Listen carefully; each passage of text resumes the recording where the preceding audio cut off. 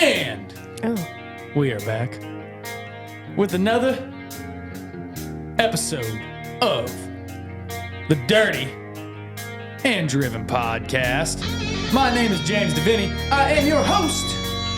And this is the show where we bring people to the blue-collar world and teach them how to kick ass. Our goal here is to gain, train, and retain solid, hard-working people in the blue-collar construction trades. We do that hopefully by entertaining you. If you're new here, as we've been getting a lot of new people, we're going to be bullshitting, we're going to have fun, and then we might try to dive into something serious before too long. With that being said, I would like to welcome, as always, somebody who you all know and love.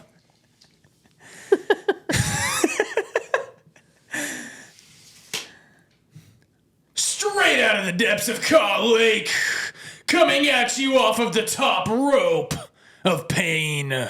Fresh from the pipelines, shipping fuel across the country. Making sure you can fill up your car today, putting all the right detergents in all the wrong tanks across the nation. The man in green, the man with the hat, Mr. KCD.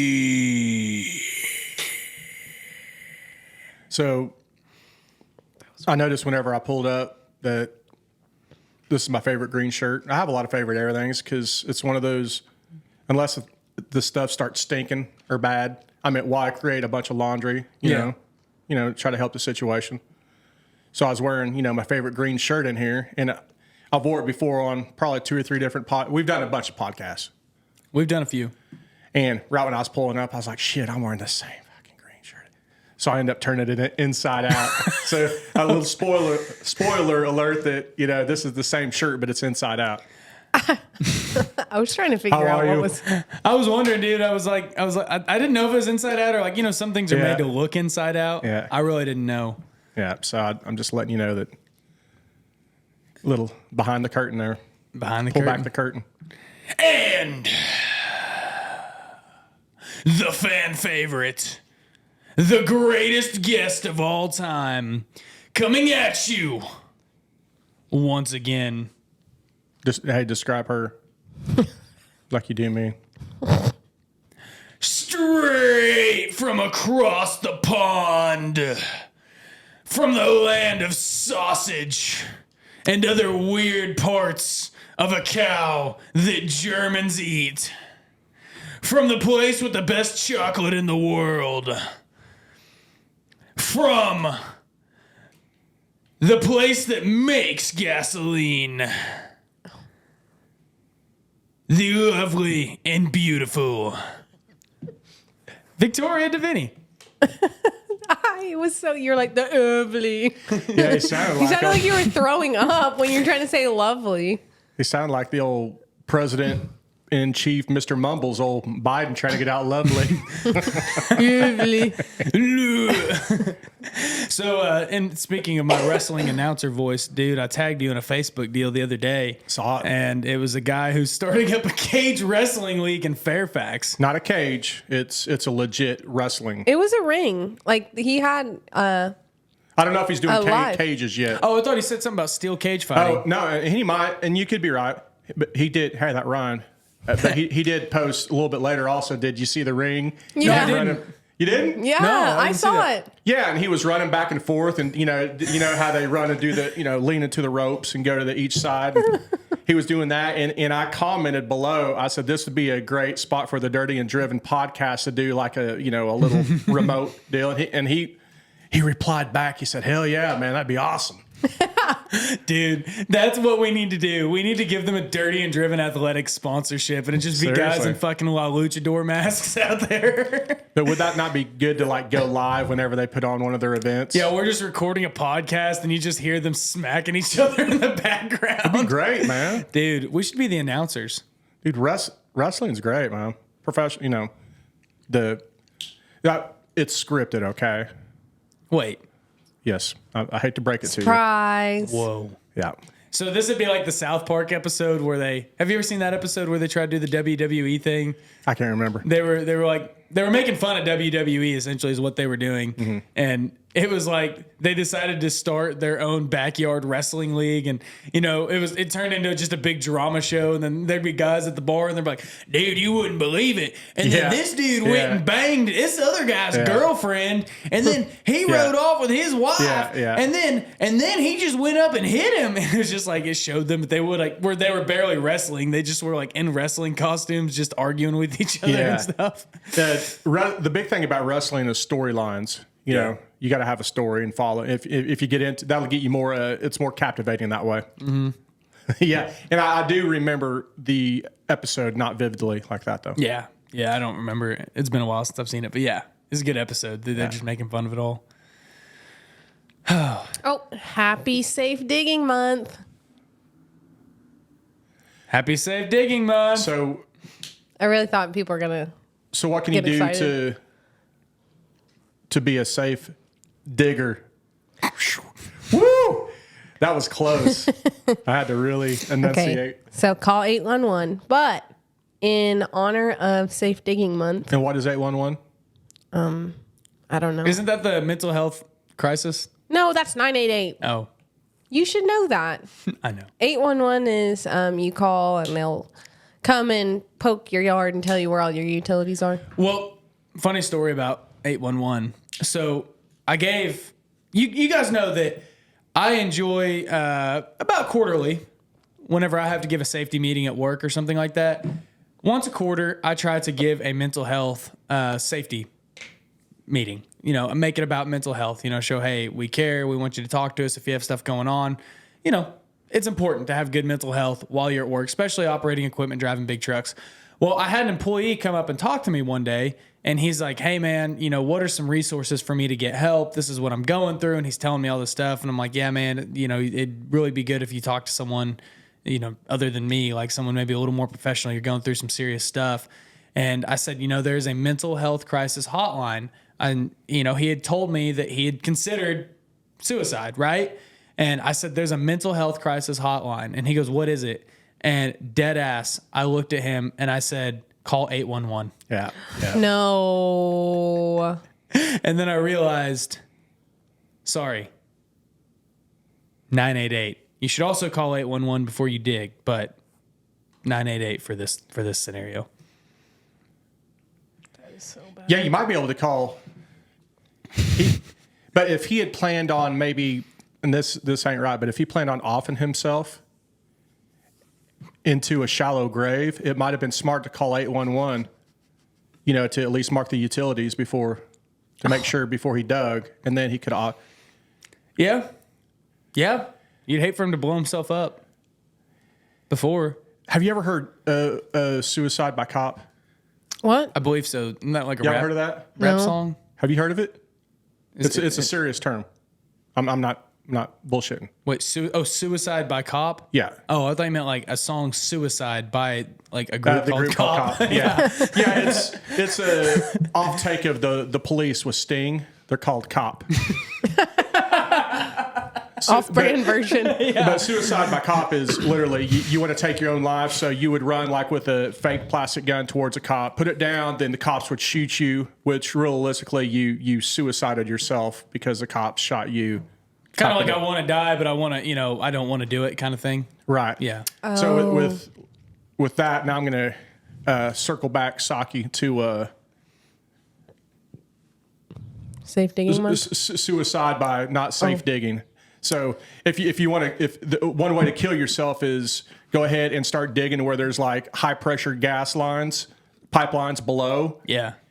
And you know that you're going to off yourself, but you consciously don't call 811 to mark the utilities, right? Mm-hmm. So you know you're just digging, and one of these times you're going to hit it. It's going to hit an ignition source, and that's going to be it. You're going to die. You just go dig over a high pressure gas line. Yeah. Suicide by digging. So I was going to do some trivia. Whoa, that was quick. Victoria's got some safe digging Some trivia. safe digging trivia. You do? Sweet. I do. Let's see how good we are. Okay, so I only have two. That's it. Oh.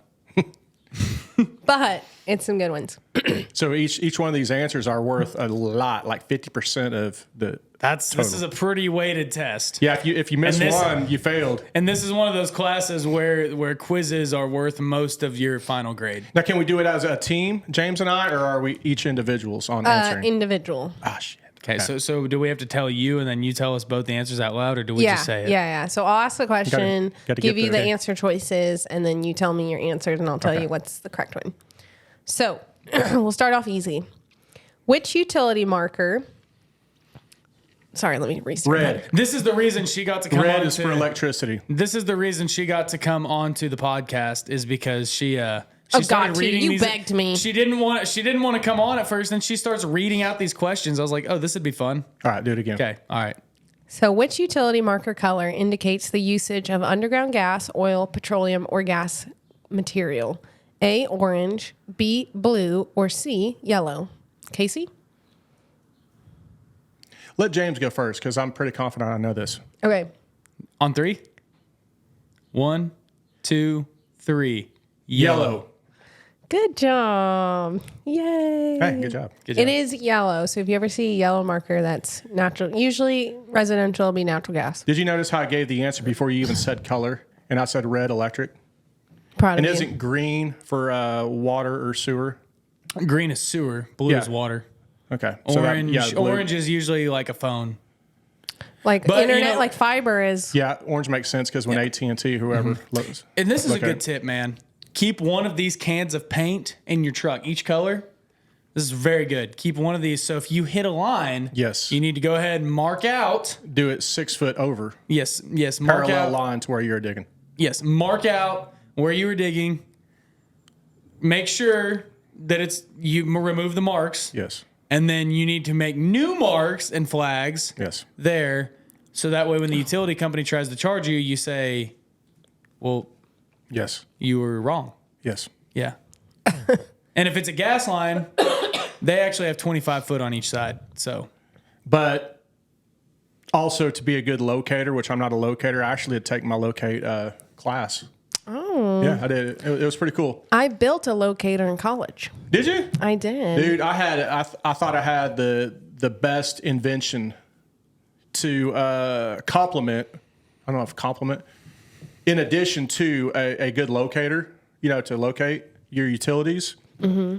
And the idea was, have you noticed to where if you locate, you have your locator or if you have a metal detector, you have the metal detector, but then you have a pinpointer is what they call them. Yeah. And the pinpointer it's I don't know if it's a non-ferrous whatever, but if you get close down into the soil, you can take your pin, you locate with your metal detector, dig where you think it's at, and the metal detector's still going off. You take your pinpointer and you wave it, and it'll kind of pinpoint where the metal is, right? yeah.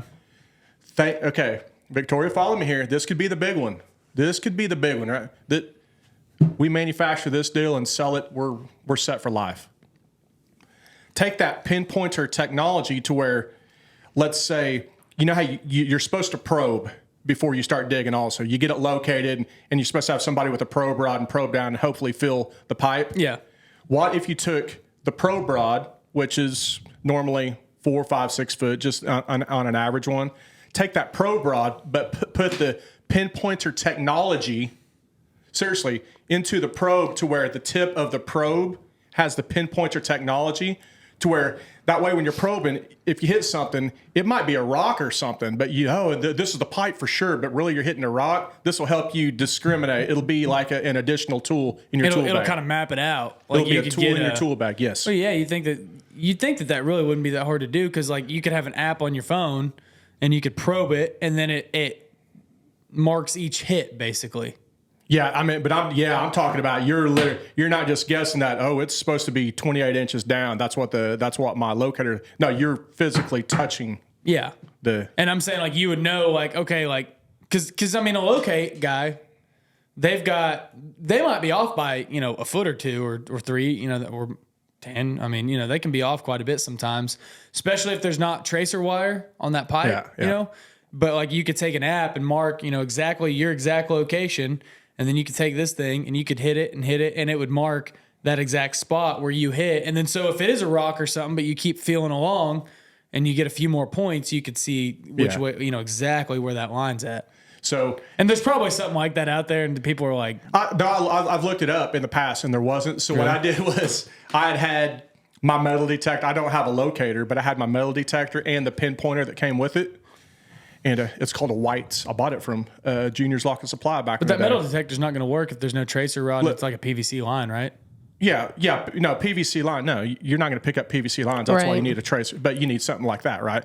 But so I had a pinpointer, right? Yeah. So I was like, you know what? I'm going to try to reverse engineer this thing. So I literally took the pinpointer apart real, meticulously, cut off the knife, did all. And I was going to try to see the inner workings of it and how I could hopefully modify or apply that to a probe rod. I got about a day or so into it. I was like, man, fuck this. I got other shit to do. I got to mow the yard. I got to pick up dog shit. Yeah. So for my first semester, we had to do two senior designs for college. Our first semester is we did a cable locator. And so here we built it. Here she was. Here she was. Oh, that's. No, here, let me see it. I was very proud of it. Very proud. Cable. What kind of cable? Steel? Electrical. Electric. There it is. So that was our prototype. And dumb question. I think I know the answer, but does electricity have to be flowing through it? Yeah, here's the Oh, it internals. does? Damn, I should have got with you on The internals. my pinpointer probe. Okay. We were guts. sponsored by Ditch Witch to see if we could. What'd you say? We were sponsored by Ditch Witch Oh, Ditch Witch. to see if we could recreate one Like without Subsite. their help. Oh yeah, Subsite. For the listeners that don't know, if you see all those nice, pretty Ditch Witch machines or your subsite locators and stuff like that, that's our backyard basically. And we got right into So talking about some stuff, didn't we? Some meat, man. We haven't had this So- productive of a conversation in a while. it was really fun. It was kind of hard, and ours ended up working really well. Because the guy who's in that picture, Cameron, he's a whiz. He's an app that dude is engineer. the smarest Well, guy I've app. ever met. How He's- is he compared to me? He's a smarts was. He's probably just a hair smarter. Fucking He's a software engineer now for Fundrise, but he created an app for us so we could like see real time what we were seeing, and then also like take historical dude. data points. So shout out to Cameron. Hope he's doing well. But it was fun. But Okay. you have to have electricity flowing through it. Okay, honestly, that was also 5 years ago, so I don't remember. Yeah, But I think it was May. It was the January through April of 2019. that was excuse me. That was a junior year, right? That was my first semester senior year. Oh. I graduated early. Yeah. You're one Whatever of the- happened to that thing? I think we threw it away because we were so over it. Did it work? Yeah, it worked. I think we got first or second place on Nice. it. Some Nice. people's didn't work. Nerd. Yeah, I don't care. Nerds. But we used a ferrous material. So what we did was I took a piece of, Made by Bueller. just a piece of iron, like a circular piece of iron, and then wrapped wire around it. Mm-hmm. And so that's how you create your magnetic field to be able to locate. And then you have filters and antennas. You have an antenna to amplify the signal to a certain frequency that we were looking for. And then we had a filter to kind of filter out the ickiness. Obviously, you had to have a power source to create the Right. electricity, right? Well, I mean, I gotta remember how we did this. This was a long time. But yeah. A battery. I think people like it when Victoria comes on the show because they're always the like top episodes whenever Victoria's on here, and I think it's because she actually delivers something of human intelligence. Okay. Okay, next question. This is our last We're question. batting 1 for 1, by the way. Yeah, you Yeah, guys yeah. are. So this is the 50% sudden. or This is 100%, sudden death. yeah. Okay. Sudden death. So whichever one gets this wrong dies. I'll give you the gun. How many homeowners put themselves at risk?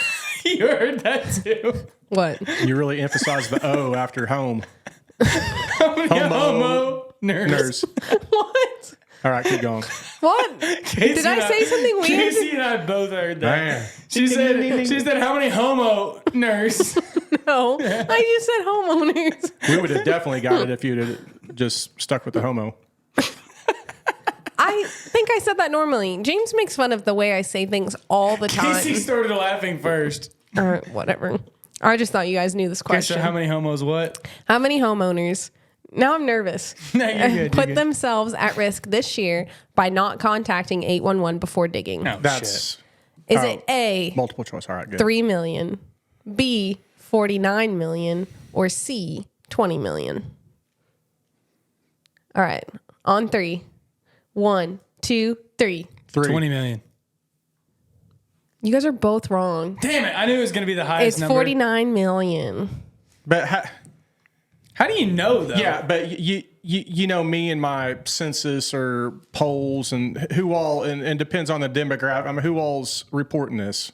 Man, I don't know. This Is- is from the Common Ground Alliance. I wonder if this is Yeah, like... but who is Common Ground Alliance funded by? George Soros?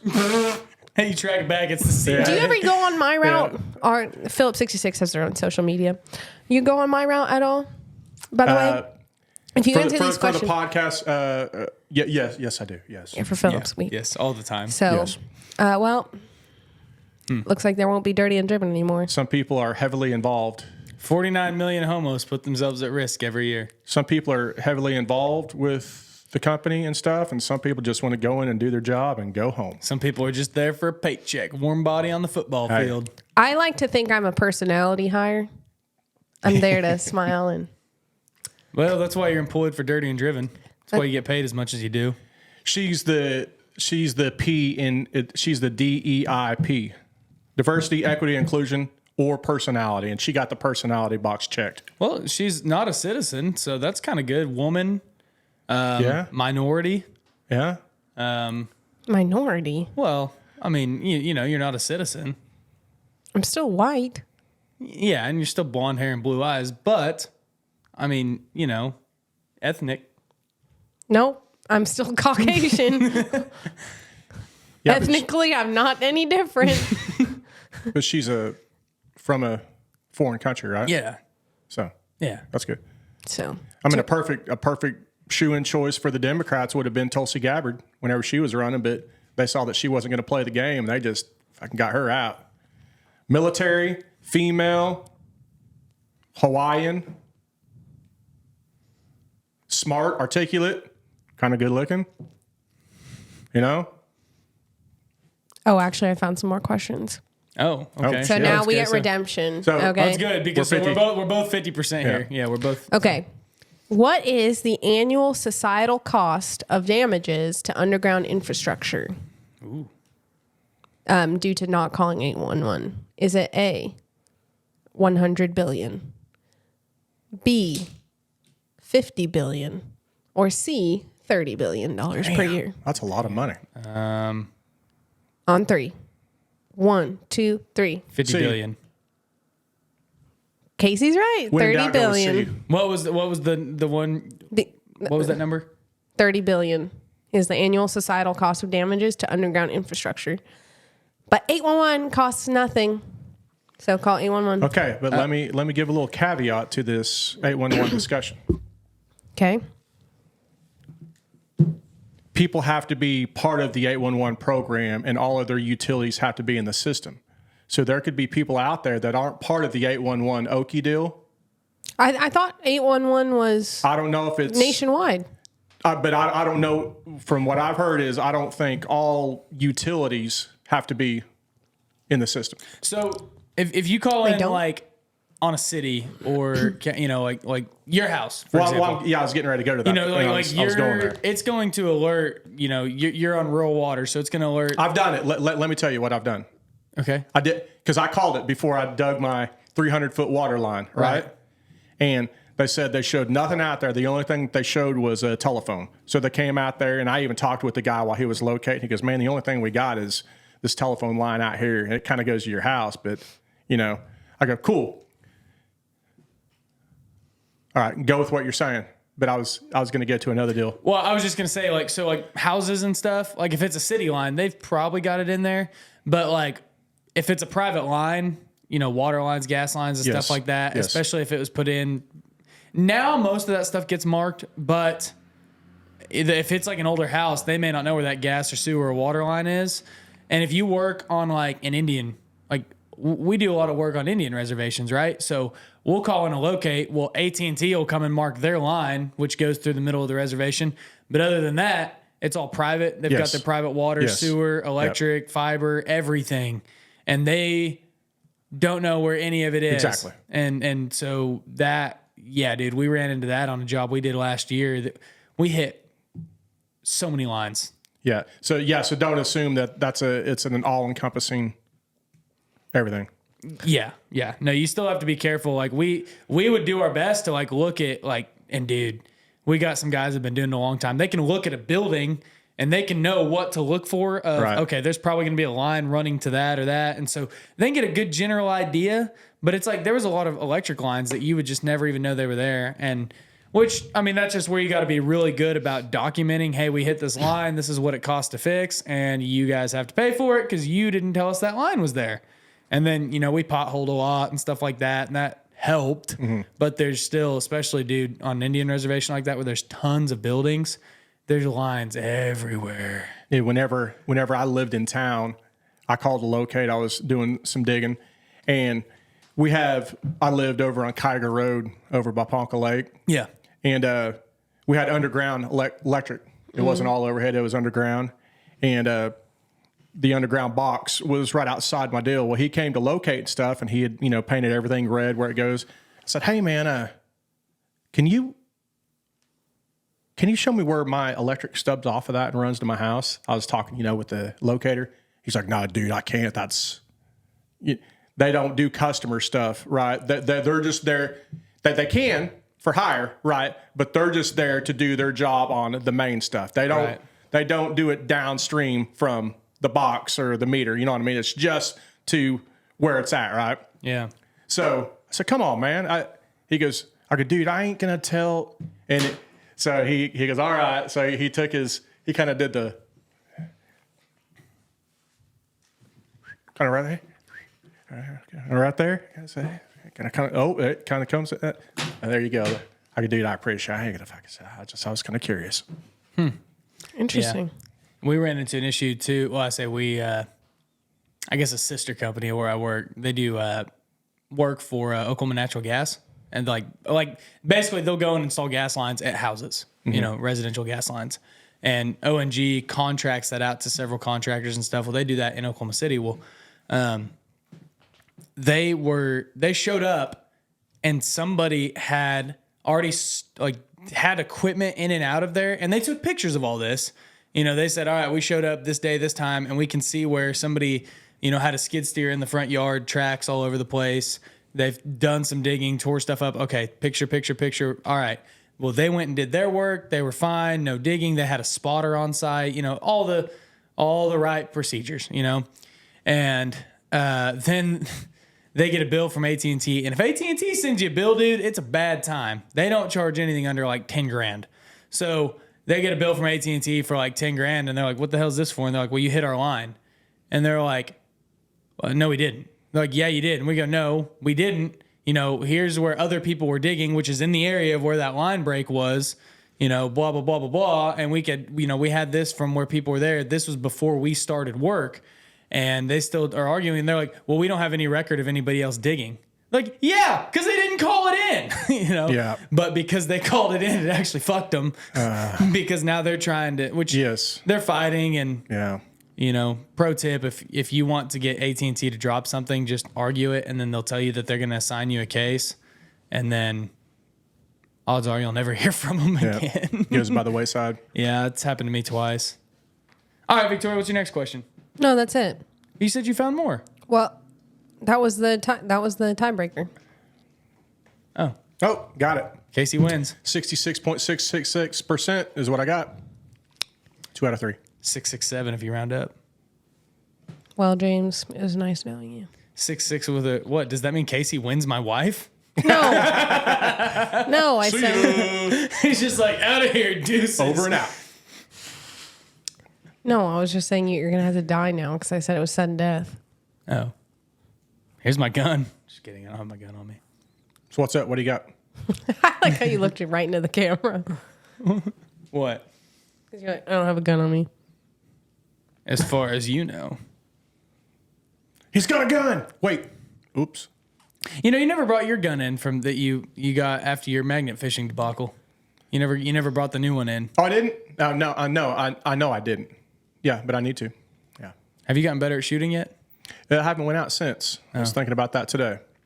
Yeah, I haven't been out in a while. I've been either. watching a lot of shooting videos, though. Does that help? That makes you a better shooter. Learn it by osmosis. Yeah. Osmosis. Transitive property.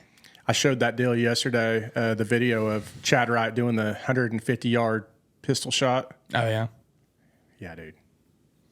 And the guy that I was with, he shoots quite a bit. And when Chad got to 30 or 40 yards, he goes, dude, that's 40 yards. That's pretty good. I go, dude, you haven't seen nothing yet.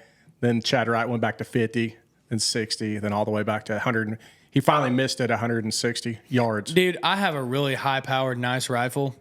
And I think if I just went out there right now and tried to hit, I could hit a 150-yard target. But, like, if you put, like, a marble on a post or something, I'm probably not hitting it. Yeah. I mean, I could probably get somewhat close, but not. I mean, that's with a rifle, though. I mean, you're talking a handgun. Yeah. There's no way I'd even be close with a handgun. Yeah, until you've, like we talked about, until you've physically done it, you don't realize how tough it is. Dude, 150 yards is a long distance. Yeah, you could barely see the target. And the target he was shooting, it was kind of like a torso of a steel target. It wasn't Yeah. a big torso, but it. Yeah. And I ain't painting that damn thing, is what he said. Y'all want me to paint it? I ain't painting it. Well, and I mean, you got to think too. Like, I don't know if he uses iron sights or red dot or what, but I think it was a red dot on this, but still. I mean, still, yeah, that's And- you can. I mean, you might barely see it, but that's tough. And the whole time he shot it, he said it was sighted in for 15 yards. But even when he got back to 30, 40, 50, 60, he said he was never adjusting it. He was still holding it center mass. Yeah. So I would assume that he never adjusted it. Even the further he got back, he was still holding it right on. But boy, there was a big delay from when it literally would fire. Ding. I mean, it would be a big enough pause. Yeah. Before you heard it hit. Hey, random off-topic deal here. So you know how you got mad at me for I used the word boutique for a men's clothing store because I didn't know what to call it. I remember that. Is that not? My wife even agreed with me. Well, no, I don't disagree with you. I don't know what you would call a fancy men's clothes store because I guess I don't know either. So, all right, I got something for you. Okay, you know how there's pageants. Oh, James said it yesterday, by the way. He said boutique again. Yeah, I was told him getting to get it out of my his hair done, vocabulary. and James was getting his hair done. No, now I say it as I described that venue. He's just trying to get defensive. So we were both getting our hair done because we have the same hair lady, because we have the same hair routine apparently. And he was explaining to her how he was playing at Every Man, which is a barbershop and a bar and a restaurant and a concert venue and a men's boutique. And I just heard him in the background saying boutique, and I just started giggling. I was like, I think I followed it up with I don't know what you call a men's boutique, but that's the only word that comes to mind. Brotique, remember? We said Brotique, brotique. that's right, brotique. oh, that just sounds dumb. What? If you have to call it bro, then you're like you're just like trying to defend your like little masculinity. Well, it's in a college town, so I mean, like, you know, the frat bros, brotique. No. And you know that James and I have our degree in bro science. That's true. Okay. With a master's in redneck engineering. Yeah. Yeah. But I was thinking about that while we were just talking, and the Beastie Boys had an album or a song called Paul's Boutique. So well. I might kind of digress a little bit because the Beastie Boys are pretty badass. I feel like boutique isn't too bad, but okay, here's one that I Oh, got the for way you. you say it makes it bad. Boutique. Boutique. Yeah. Kind of like a homeowner's. Yeah, the old I was saying it normal. James limp wrists it when he says boutique. Boutique. So, all right, well, I got one for you here. Okay, so you know how coming up there's a Mr. Ponca City pageant. Yeah. I feel like you should not call it a pageant, dude. So what do you call it? Yes. What do you call it? I had that conversation with the local radio station on air and not too long ago, and I was like, I really don't want guys to be scared away by the word pageant. Yeah. It almost sounds not me too-y. Mr. Ponca but City Show. I called it a competition, but I feel like you could come up with something even better. And I figured Casey was the guy to get to the bottom of this. Give me just a little bit on that. But I was thinking, that pageant seems like we're still in. I know we're getting out of it, but we're still in the era of the not so much Me Too, but you got to make stuff more not effeminate, but you got to kind of make sure you're. So I'm not doing that with this. So it's a 21 and up event. I'm the MC of this thing, okay? Because everybody wanted me to be in it, so I volunteered to be MC, so I didn't actually have to compete. And you know how you and I kept talking about, like, I said that I wanted to get on an open mic night for a comedy venue and try like a hot 5 sometime. Mm-hmm. Yeah, well, now I get 2 hours. So, and I was basically asked them, I said, y'all have listened to my podcast, right? And then some of them were like, yeah. I was like, you guys know that I'm not really the best person to give a microphone to in a public fundraising setting, right? And they were like, no, we think you'll do great. I'm like, okay, so you guys obviously have not listened. So I was like, all right. I said, scale of 1 to 10, 1 being super serious, 10 being full-on comedy show. How do you want me to be on this? And they were like, 8. So I was like, okay. So part of my bit is like in the little opening monologue is to make fun of the word pageant, but I just don't know what you'd call a Mr. Punk City pageant. If you don't mind. Yeah. I could either be the ghostwriter to where I don't take any credit or no one knows that I helped you, or I can kind of still do behind the scenes and help you. You be the delivery man. You deliver it, right? But I can help you with some stuff. I'm down for some jokes, man. I've got a lot of good jokes, and it's a 21 and up event, so I'm not really holding back. Self-deprecating would be good. Yeah, no, I've got some of those queued up. So, but I can't do that the whole show. But still, obviously, you've got long hair. That's an easy go-to. Say something about that, to where it's oh my God. Well, I've got a whole deal about how I got nominated for MC based on my appearances. So it's I've got a whole good bit for that. Yeah. But I just need to know, and I've got a bit making fun of the word pageant, but what do you call it? A competition? Yeah. I don't know. Yeah. But anyways, if we have any local listeners, be sure to get tickets to that May 9th, the Mr. Punk City pageant. It's going to be fun, dude. We had a dress rehearsal for it today. I was not very excited about it at first, and I was very much like, I don't want to be the face of this thing. I don't really, I'm not pumped about this project at all. It sounds kind of gay, you know what I mean? But we just had a dress rehearsal for it, and it's going to be pretty funny. It's going to be a good show. A lot of good people in the community are competing in it. I think it'll be good, but me and my conspiratorial political route. Yeah, I know what you're thinking. How is the judging on this? How is it going to? Is it going to be fair, or is it going to be somebody that is a big member of the town, the movers and shakers want to see them win? No. So there was a good application process, right, which was pretty cool, and then. And it's not just like, Mr. Populars of Ponca City. I mean, there's a lot in there, obviously, that are just, the type of people that you'd want to see doing this. Right. But no, there's out-of-town judges, and there's a couple that are local people. There's a couple from different walks and areas of life. There's out-of-town people. I think there's 4 total. So it's pretty... That's one thing that we had a specific conversation was we want to avoid that kind of judging. But yeah, but my deal is, how judges can be bought off. If you're going to trial and your dad's a lawyer, he wants to make sure that the judge is going to be more in favor of his leanings, or this person up here has done a lot of work for me, and I look to do more work in the future with this person, and it would look good if they. Well, what's cool about this deal is it's a competition, and whoever wins, they represent a charity. I know, dude. I know. Yeah, no, I'm just saying, for the listeners, I'm donating airtime is what I'm doing here. I'm donating. There you go. This is my sponsorship. Yep. I'm donating airtime like I was asked. So, no, but they're representing charities, which is cool. So there's 10 guys and they each choose a charity and then they represent that. And then if they win, it's a winner take all pot for their specific charity. So, if one of the contestants, preferably blue collar, but it doesn't matter. The blue collar work ethic, if they wanted to really try to get the word out there, they could have come on to the Dirty and Driven show. Yeah, I didn't even think about that. Could have the winner on after. We'll see who wins. See what I'm saying? Oh, so what does that mean? It depends on who wins. Yeah, because then I don't want to have them. But it's cool. It's gonna be a cool event. So if you're around Ponca, I would definitely encourage you to get tickets to that. What kind of and you don't have to tell me, but what kind of? I'm sure there'll be a musician, somebody singing, probably. Mm-hmm. Dude, it is all over the place. There's like Magician. There's a comedy magician. Yes. Nice. So a lot of people singing. Mm-hmm. One guy's doing a skit that he calls it traditional something folk dancing, but it's a full skit. It's like he couldn't do a real horse, but he's got like a stick horse. I mean, it's any sword swallowing? Not that I know of. Dude, how is that something that you find out you're good at? Sword swallowing? Yeah, I was waiting for you to take it off track. I set you up to. Well, I needed you to, man. It was time to get off the rails of that. We've donated enough airtime. But how does one figure? Like, have you ever seen a sword swallower in person?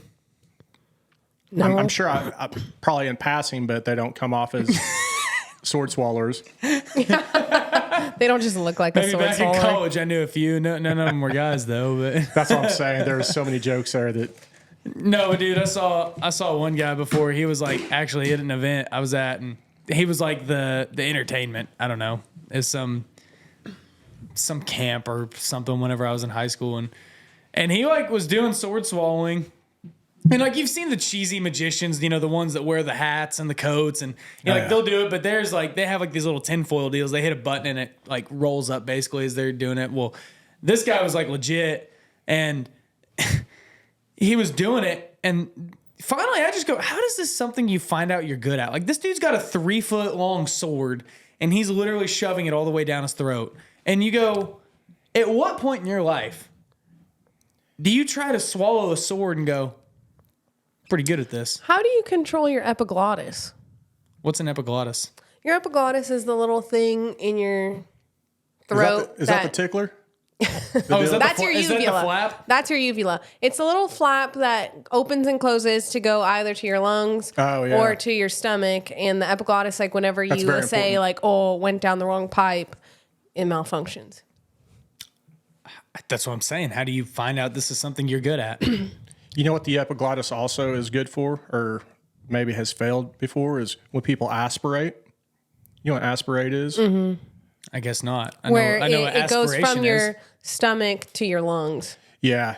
Unfortunately, not on a sour note, but I saw my dad aspirate in front of me because he was real sick, and he kept trying to cough stuff out while he was in the hospital. Well, when he pretty much went code, when they took him from being upright the whole time, and they laid him flat, and he hadn't been laid flat in 2 or 3 days. And immediately when he laid flat, all of that stuff that he had been trying to get up, he coughed it all up. And when he did, he coughed it all up. Then instead of it going back down into his stomach, it went into his lungs. Ooh. Pretty much caused pneumonia. That was another.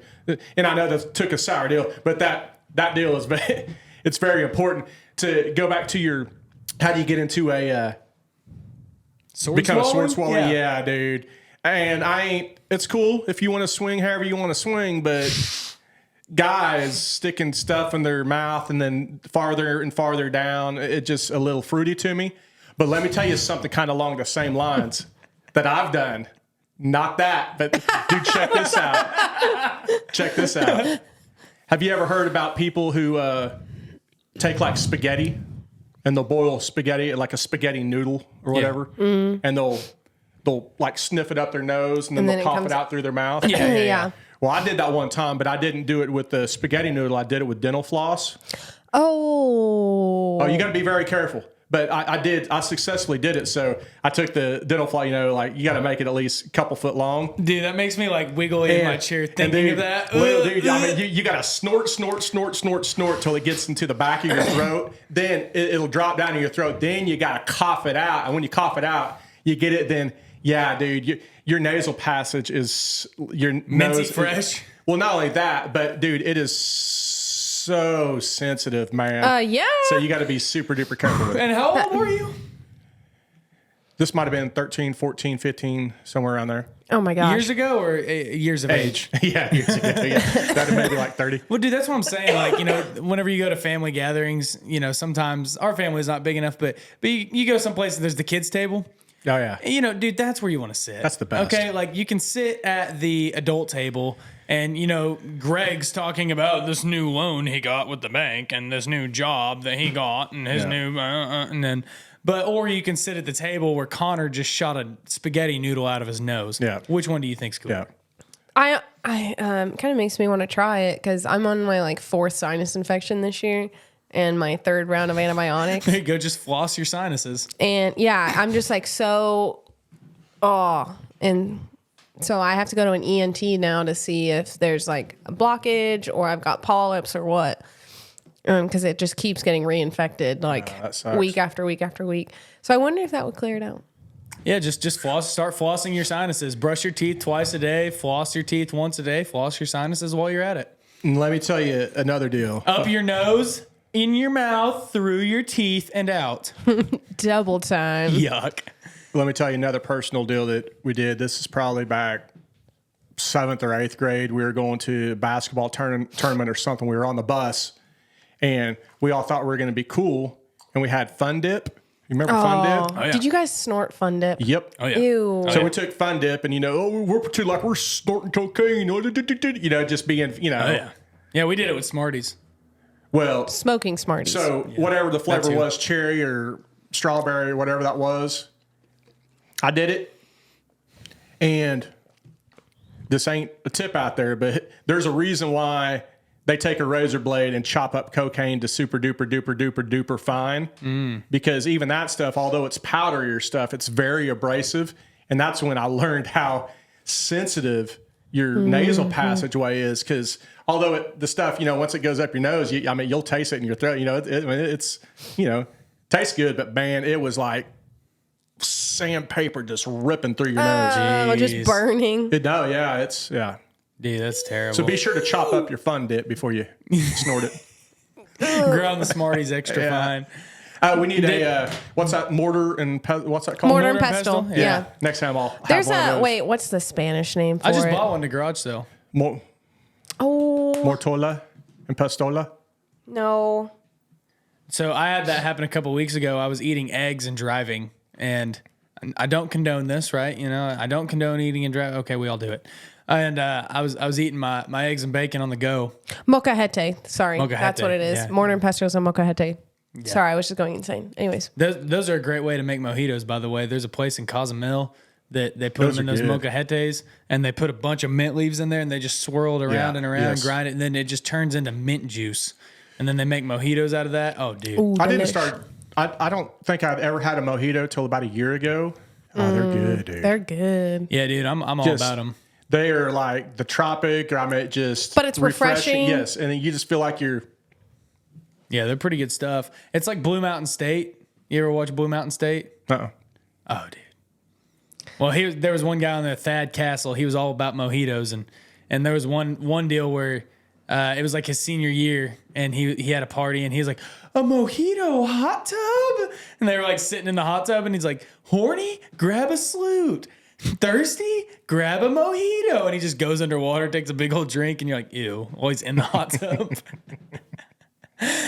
No, but a couple of weeks ago, speaking of things coming out of our nose, I was eating those eggs, and I started choking. I was like it kind of went down the wrong pipe, and I was coughing it up, and then all of a sudden I feel this lump up here, and I was like, dang, dude, there's something like up in my sinuses, and dude, it hurts so bad. And I didn't have any Kleenex or anything, but I had to blow my nose, dude. And again, I'm driving, so like I just kind of do the old hand right here, and I go. And I just blow it out, and dude, a big old chunk of egg comes ripping out of my nose. Yeah. They're all connected. Yeah, dude, it was gross. The ears are connected too. Yeah, I haven't had anything come flying out of my ears. Dude, I used to get I haven't had it in a couple years, but my sinuses, not so much sinuses, but my ears and stuff, like one of them would get super duper clogged. Oh, to where I couldn't hear out of it. Did you floss them? If I could have, but I do the old clear my ears out to where I'll blow, it to, equalize the pressure. Yeah. And I got to, which supposedly it's not good for you. My wife hates when I do it, but it feels good because you have that temporary relief just for a second when it equalizes and it goes back, to that differential of whatever. But I would do it, and many times it would be just enough passageway for the air like right there, I just cleared them. Now the world's clear for a little bit. Yeah. But there would be just enough air, just enough little, say orifice, but just small enough to where when I'm doing that, I'd whistle through my ear. What? Yeah, no. Let me hear you whistle, baby. Yeah. Whistle, baby. I didn't even know that was possible. Yeah, because it's pressure. It's literally air, but it's finally escaping out. Right? Like, can somebody else hear it, or was it just like your Oh ear yeah, going? yeah. You might be able to hear my ears if I clear. Now listen.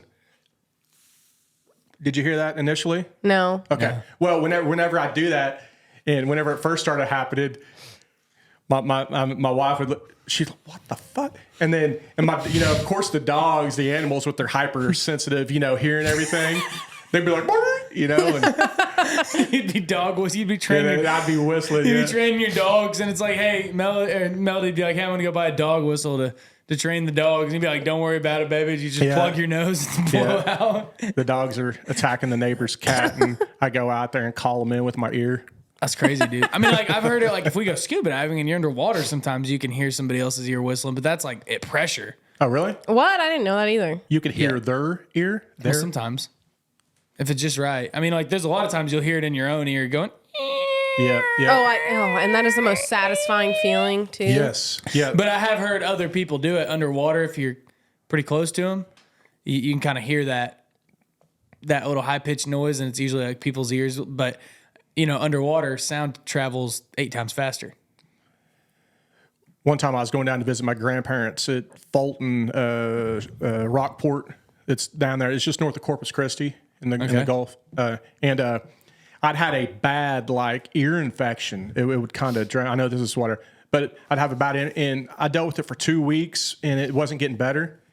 Well, there was something with whenever I got on the plane to fly down there. Oh, no. Yeah, but check this out. But when we got at elevation, and I don't know, obviously, cabin pressure, but there was something to do with elevation and stuff equalizing, and my ear popped. It was a distinct whoosh. And when it did, the relief was amazing, and it stopped draining, and it cured it when I was on the plane. Something to do with the the pressures in there. See, Victoria, you don't need to go to an ear, nose, and throat doctor. You just had to talk to me and Casey. Yeah, buy a $300 or $500 plane ticket, and I mean, I literally was I went to Houston. By the way, I have a story. And it didn't help. So. Well, it's your story. Oh well, it's not related to ears. Well, you might have been a little. I mean, I think that that was a good time to derail off the ear topic. I think we can move. I mean, forward. my ears popped a bunch, but they're right back to where they were. To where half the time I can't hear anything. Oh, I've got one other deal about ears. Then we can go something else. Okay. And ever since I bought this, it has helped me from.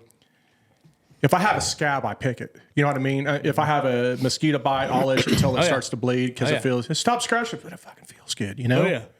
Well, with my ears, this is no joke.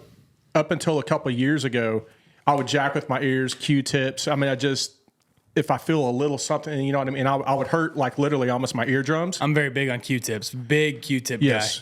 Well, don't do that. You're supposed to do the outer part. Yeah, no, but it feels good. Yeah. You got to get down in there. You got to massage your ear. Well, I end up by those. I don't know if it's called an endoscope, but it's pretty much how the doctors have that deal where they look in your ear. Yeah. Right? Well, I end up buying this deal. It might cost $20. You can get it off Amazon. If Prime, you get next day delivery. But I bought this deal, and it's about the size of this pin, but it connects with your phone, like Wi-Fi wise. Yeah. It'll connect.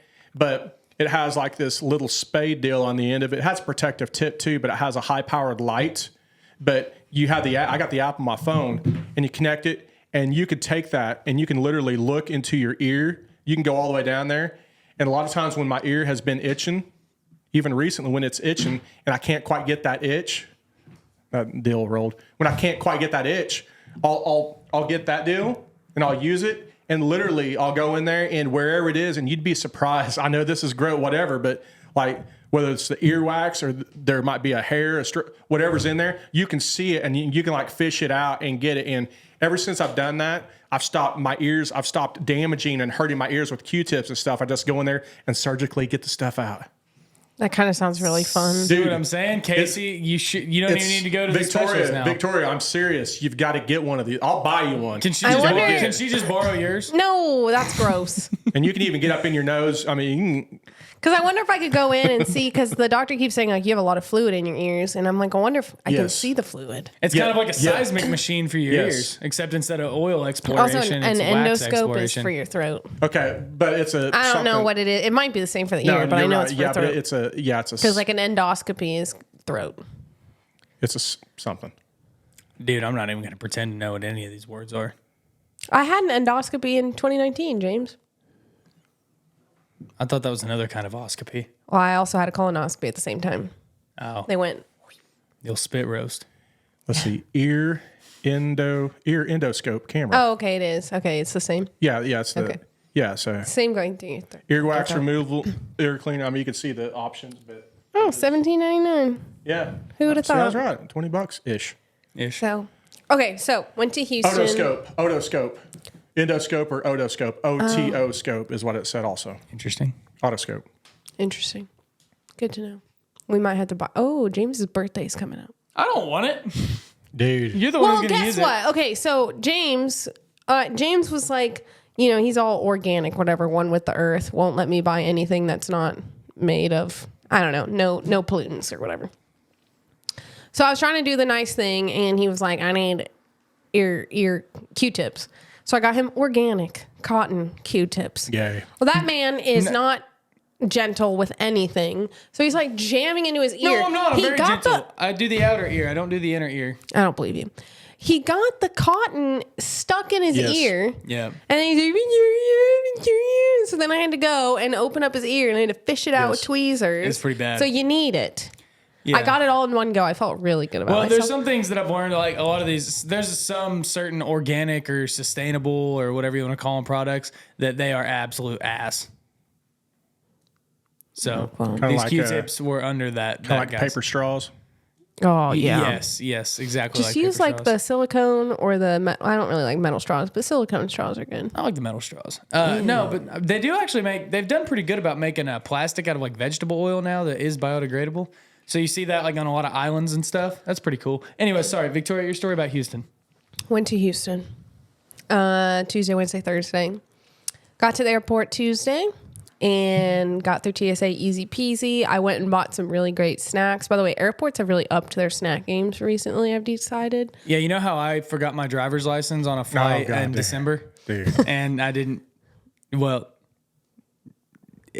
we've now have 2 instances where we've learned how easy it is to get on a plane without a driver's license. So here's another case of James just ruining my story. Anyways, I got some great snacks. And then we got to Houston, and then I realized I accidentally left my purse with everything in it, my car keys, my IDs, all my cash, and my company credit card at the gate in Tulsa. So luckily I had coworkers there, so I mooched off them the whole week. But so I called United, and they found my purse, and they kept it for me on Thursday. And I was like, well, how am I going to get through TSA in Houston to get home? Like, don't worry, you'll just have to do some extra screening. And I was like, okay, because I have nothing on me. And I was also very thankful for Apple Pay in that moment. So going home Thursday, I tell the TSA agent, I was like, I literally have nothing. I have pictures of my passport and stuff, but they don't accept that. So they do some secondary screening, and they ask you some very odd questions. So one, you have to like write down your address, your name. And so normal stuff like what's your full name, where do you live, what's your date of birth, and then like what's the last 4 digits of your phone number. And then after that, it's like an agent talking on the phone to some other agent who I guess is going through the government database learning everything about you. So they'd be like, where was your social security card issued? And I'm like, oh, would you know? Because I didn't. From my mom? I was like, my mom did that. Yeah, no joke. Yeah. At a very young age, I was born, and they gave me that social security card. I was like, so I guess I don't know. Do Americans get their social security card when they're born, or do you have to be a certain age? That's a great question. I don't know. I know that I didn't even know I had a social security card till I was like 16 applying for my first job, and then my parents dug it out of a safe. Yeah, I was like, I knew I had one when I was a kid because we had to go to the Social Security office and get a card because we weren't citizens. We thought we had one already, but turns out that was our tax ID number for like years and years and years. So Undocumented for a while. no, we had our green card. Get out of here. Also my name is legally changed now. So surprise. Have you changed that on the company computer? No, I haven't. Okay. I need to do that. Unbelievable. She's half Devinney, half Bauer. Half ashamed. Sounds Half like. ashamed. I would be. You know, if you couldn't have got, I was thinking you were in Mexico. If you couldn't have got back in here, you could have just come across the border and got in easy. Yeah. That's what I had to do whenever I forgot my driver's license. Dude, have you ever seen it's a show. It's like the Canada border that followed the Canada TSA style Yeah. border. I got stopped in Canada. Well, On the way to they're- Canada. They're hard asses there. They're hard asses, man. So Yeah. everything that you said is what they do on that show, but times 10. And anybody they'll grill, they just won't take your word for it. And anybody that's half-ass suspicious, they'll confiscate. They'll grab your phone or your laptop and they'll break into it right then and there and go through it and make sure you who you say you are and you're not doing any nefarious crap. Oh, yeah. We were passing into, we were going to Vancouver. It was me and a bunch of high schoolers. We were going on a mission trip. And so it was like my youth pastor and then a bunch of kids who are, most of us were 18 at the time, but you're in a white van. We were in a van with a guy and a bunch of kids. So they all stopped us and questioned us separately. And we're like, no, we're on a mission trip. We're going. It'll be really fun. That was your and cover. then the Canadian agent lost my green card. So for like 3 hours, they had to find it. And I don't even know how she lost it. So I have no faith in the Canadian agents. Anyways, another question I don't they have any asked. faith in their Canadian bacon either. I like Canadian. Sorry, bacon. Kevin. We're just ragging on Canada. Our boy Kevin. And what's her name? And Rosemary. Yeah, Rosemary. Yeah. But- Sorry, guys. And then the last question they asked me before I went through TSA was, somebody else lives at your house. Who is it? And I was like, She's like, Daisy? James?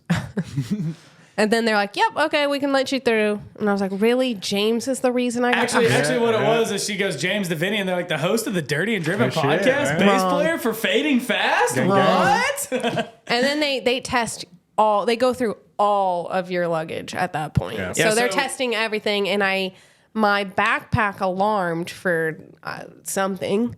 And the lady was like, oh, shit, what do you do for a living? I was like, I work at a refinery. And so she retested and ended up being fine. But she was like, I don't want to do this at 5 a.m. I was like, I'm sorry. So this is the second instance where we've gone to the airport. One of us has gone to the airport without any sort of ID.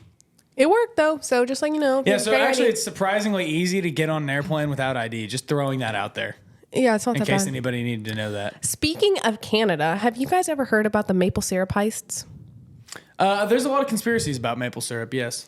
No, there was a straight up maple syrup heist. This was like a few years ago. Yeah. Yeah. I haven't Yeah. heard it. So let me re-look it up so I don't Bring that up. I don't know if I went down that rabbit hole or I swear we talked No, about that I on the watched show. a documentary on it. I swear maybe you and I just talked about it, but I thought we talked about it on the podcast before. If we did, it's been a while. Well, Casey would have remembered if we talked about it. Yeah. But the maple syrup heists happened in Quebec some time ago. And it was like this group because there's a maple syrup federation and it is very closely regulated by Canada. And they, I guess, regulate how much maple syrup you can sell. Yeah, drill, baby, drill. And like Drill, the baby, drill, tap, baby, Yeah. tap. and the farmers. Exports. What about the maple syrup reserves? Have they tapped into the reserves yet? So this has to lower do the with maple the syrup this has prices? to do with the reserves. So I guess some of the farmers or some group of guys went into the reserves, Bunch of stole bros. all these barrels of maple syrup, poured the maple syrup into their own barrels, and then refilled the barrels with, I think, water, and then put them back in the reserve warehouse. That's what you did with your parents' liquor whenever they were gone. Yeah. You drink Yeah. the liquor bottle down and fill it full of water. Keep going. Yeah. And so they did that, and it was like a huge, big deal because I guess maple syrup was a super big deal. It's expensive. I'll tell you that much. But they ended up being caught, and I don't remember the resolution, but it was like tens of millions of dollars worth of maple syrup that was just stolen. How is maple syrup made? I mean, is it from like the sap of a Yeah, maple you like tree? I guess? you tap the You find the a maple hole in the tree and you tap it. You stick something in there. It looks like a spigot, I Right. think, and then it just maple syrup comes out. But it would be obviously the sap from the tree. I assume. You stick something Yeah. in the tree and then something gooey, sticky comes out. but obviously you kind of add, warm. then you add sugar probably to it. I don't. Most of think them are so. non-sugar added. It's just a natural. Yeah, I think it's naturally It's just that. naturally That sweet. that yeah. good. They probably obviously filter it pretty good or Yeah, I'm run it through sure. its little. I eat a lot of maple syrup whenever I do my long endurance runs. Oh, it was 2011 and 2012, so it was called the Great Canadian Maple Syrup That's Hike. my favorite fuel source. Is I have little packets of maple syrup. So whenever I'm running, I will literally just eat pure maple syrup. And is Yeah, that- there's a Federation of Quebec maple syrup producers, which represents 77% of the That's a global terrible maple syrup acronym. supply. Fec- What Federation of? Yeah, I guess it's called FQ. FPAC. the maple syrup that you do when you're running? What's the benefit of that? Is it an energy It's an boost easy or carb source. Yeah. carbs? But it's no It's electrolytes. amino or- acids. No, it's actually It's a simple carb source. it's dextrose, so it hits you quick. But it's got amino acids in it. Mm-hmm. Maple syrup's rich in amino acids. And I mean this is like really high dollar organic maple syrup in Right. those packets. Organic. You hear me? Yeah. I mean, it's the high dollar stuff. And yeah, no, dude, after like if I'm running long distances, like, whenever I'm training for marathon and stuff like that, like, man, I'll hit one of those things and dude, you perk up quick. I eat applesauce. I eat that too. But the maple syrup's good if you don't want like something solid. Well, the reason why I asked is I actually looked in the other day at those packets because I saw it was either a triathlon or something. It might have been a marathoner or an ultra marathon runner that was doing that. And I didn't know if it was just like an electrolyte, To an extent, yeah. I mean, boost or what, but I was looking at maybe getting some of that to help me with my, I don't do any working out, but my physical labor when I'm sweating a ton. I was looking at maybe something in addition to my electrolytes that I take. dude, it probably wouldn't actually be bad. Like if back whenever I was on the asphalt crew, it probably would be pretty good for a guy like that because you want something to eat to give you energy, but like, on a hot day, whenever it's 110 out and you're laying and it's just terrible, you don't really want to eat because you're so hot. Right. But like you're laboring, sweating, burning off calories, physical active work. And you probably should, but you're just too hot to eat something. It's actually pretty good for that because it's just a little packet, but it's got 30 carbs in it. Right. You take it and it's got those amino acids and stuff, and it would actually probably really benefit guys like So that. what happens to you if your carb level is low, I guess? Oh, you can. There's a You bonk. yeah, because your blood sugar will just tank, and then you're gonna like pass out. Yeah. And it's a good carb source. Whereas like, if you eat a bag of Doritos, like that's shitty carb. It's still carbs. Like it'll still Right. give you that, fuel to burn, but it's just a shitty source of it. But like this is, I mean, if you eat a lot of maple syrup, you're going to put weight on all that, it's still that, but no, it'd be good. I mean, if it's on a hot day and you're laboring hard and you don't want to eat something, it's pretty good replacement for that. I've got a couple maple trees right outside my house, right outside the front door, and they dropped them damn helicopters the other day. Oh, Is that you're what about drops to- those? Certain types of maple trees do. Yeah. Dude, those little helicopters are so much fun. Yeah. I love those things. Oh, man. I had something. Speaking of helicopter, I'm going to have to go in a little bit and meet up with my wife. We got Yeah. a date tonight. Yeah, let's. Oh, We can wrap fun. What are this you thing guys up. doing? Just alone. The little man is not staying with us tonight. So Casey's gonna play her some songs on the drum set I gave him. By the way, thank you for taking that. I'm very excited. Oh, dude, yeah. And the little man's played on him some too, but like I was telling James a little bit ago that I just started doing some basic, like I can do a basic beat, I'm not that, but just basic little drum theory and how to read like the, I don't know if it's drum tab, but the tablature of the drums, when your hi-hat and your snare and your kick drum and just all that stuff.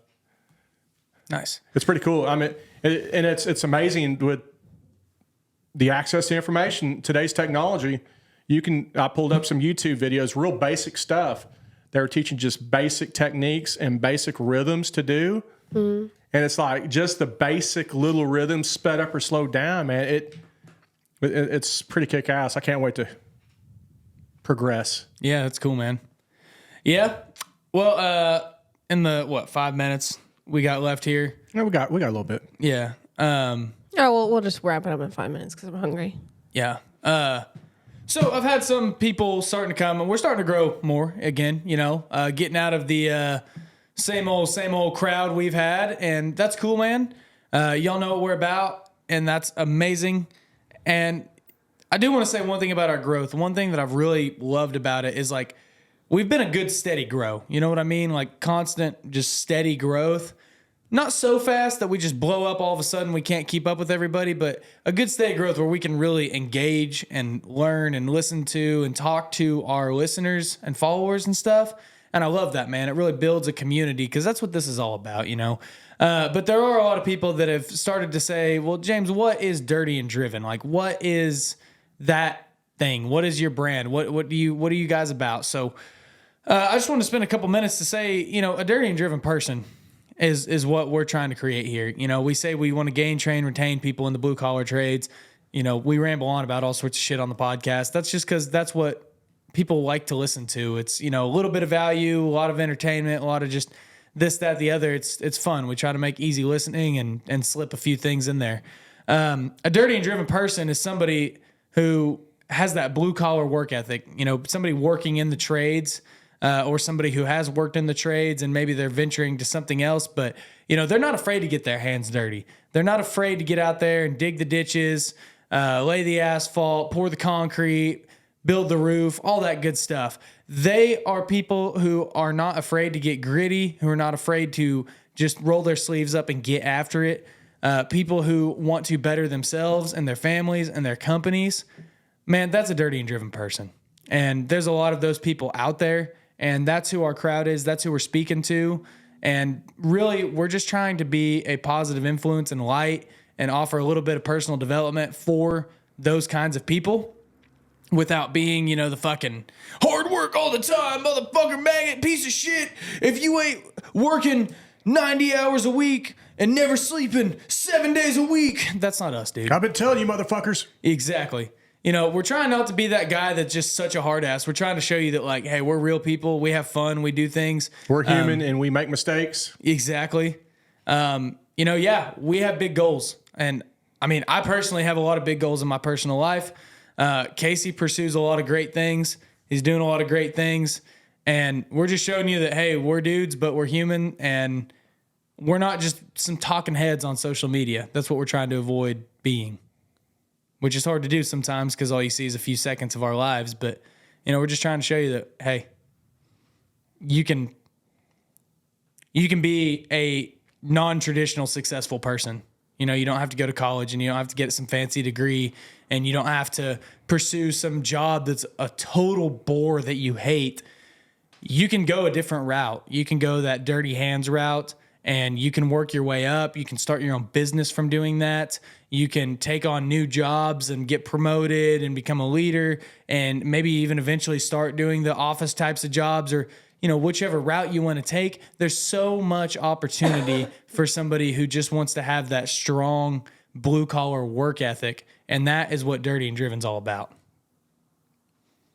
That's well said, buddy. Thank you. I like it. Thank you. That's Victoria's way of saying, let's go eat. Hey, I got one quick story that I wanted to talk about, which this kind of ties into everything, but it's fresh in my mind. And I kind of want to pull it up so I don't misspeak. But have you heard of Mr. Ballin on YouTube? I don't believe so. No. Here you go again. But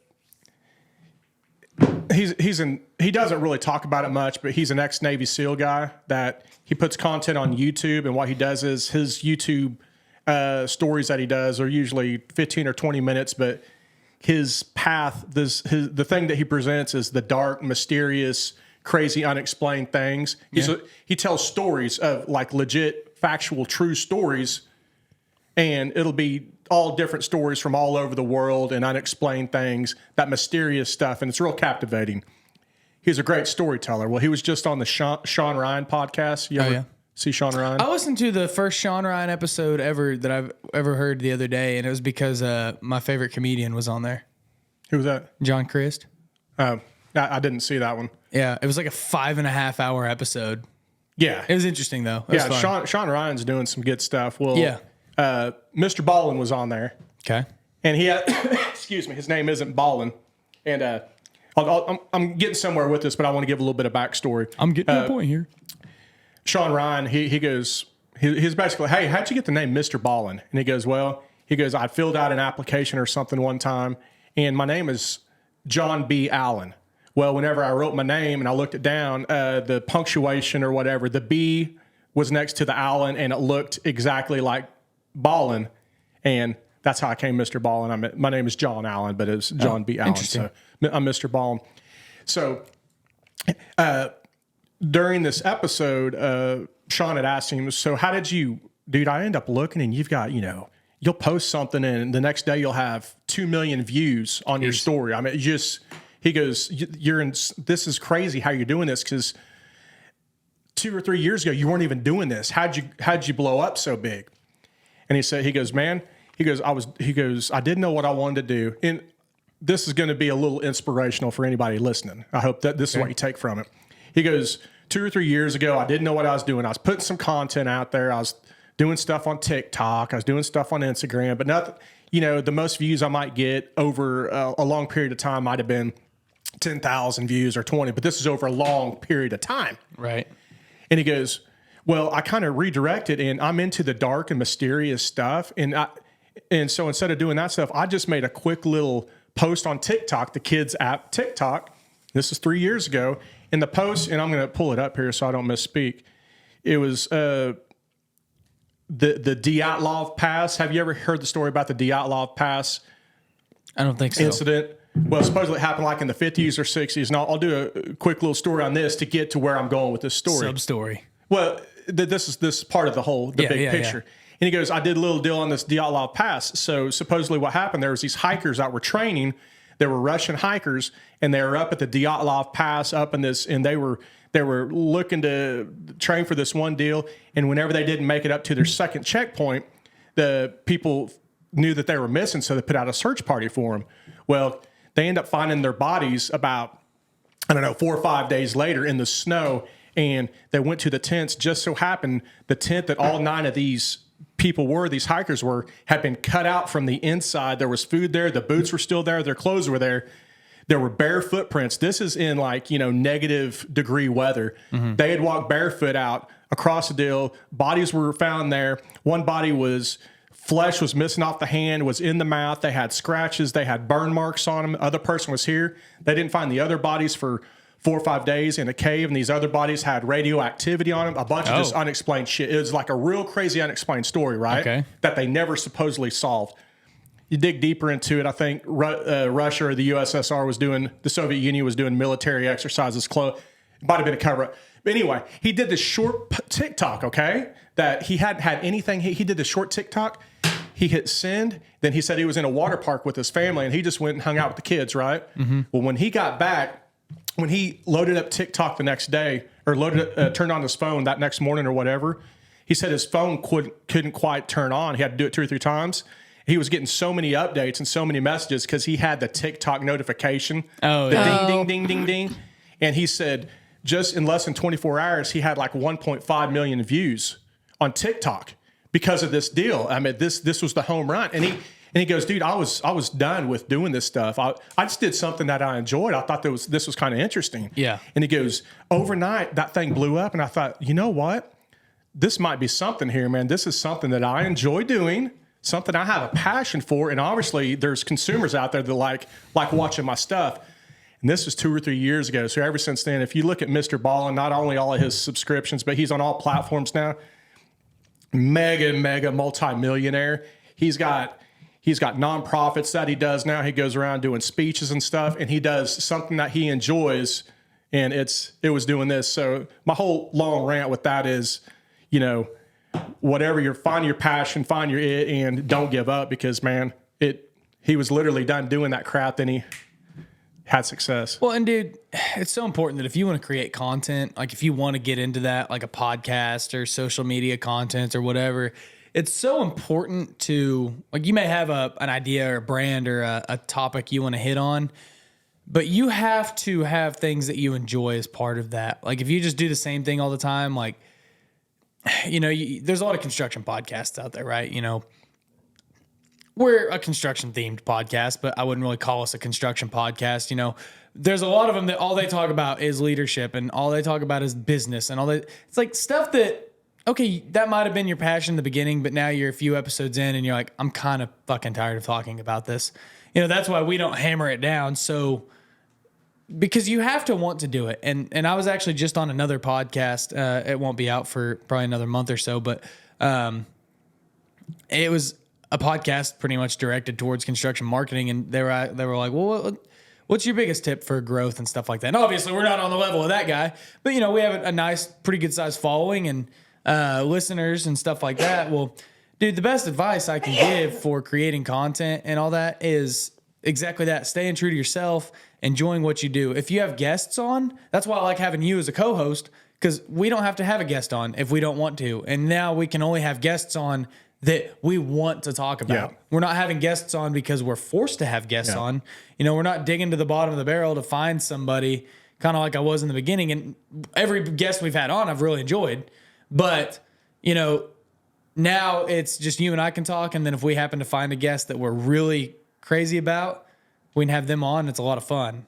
But we don't have to. We're not tied to that because we want to only have conversations that are fun for us to have, because if you're not into it, the listeners can tell. Yeah. And same with your social media content and stuff like that. So you just got to do things that you like and you got to be true to yourself. Word to the mother. Word to the mother. Victoria's like, I don't know what y'all just said for the last 10 minutes, but I'm here for it. I'm hungry. Well, guys, with that being said, if you want to buy some sweet merch, like my shirt, this is a misprinted shirt actually, but there's still some on here like it. Oh, careful. Don't show your nipple. My spaghetti strap. Why? I'll show my nipples. No. There's my nipple. This is not that You kind. still can't see my nipple, but you can see my sweet tattoo. Okay. Now you can see my nipple. Okay. Are you lactating? Yeah. Stop. But if you want to get a sweet shirt like this, one of these organic dope ass milk? hats. Organic. Yeah, organic nipple.